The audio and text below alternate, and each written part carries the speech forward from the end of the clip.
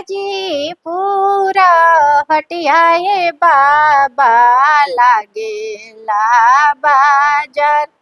अरे वो मैं बेकालाए बाबा केलावा के हो फल। अरे वो मैं बेकालाए बाबा नारियल हो फल। जय छठी मैया। हम है किरण फुआ।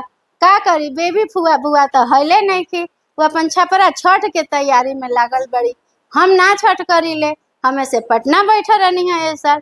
सोचनी है जे कहीं ना जाए मैं सर, लेकिन छठी मैया के कृपा हमरा पर बरस गई हटे।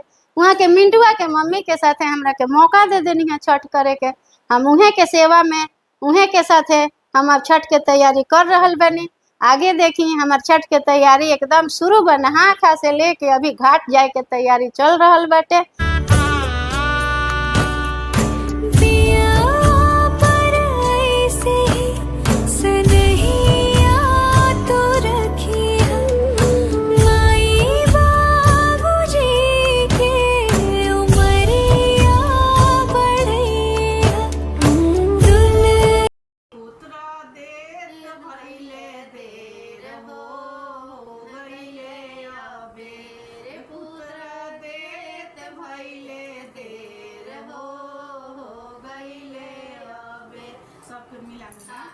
सूरज देव कहाँ लगौनी देर हो गईले अबेर।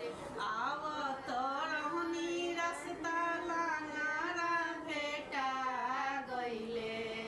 आवत रहनी रास्ता लांगारा भेटा गईले। पौआ देर भइले देर हो गईले अबेर। सूरज देव कहाँ लगौनी देर हो गईले। मरद के बिना में कौन साहेब मने मने पाछताए। मने मने पाछता तुझे बरारे कठिन के बरतिया।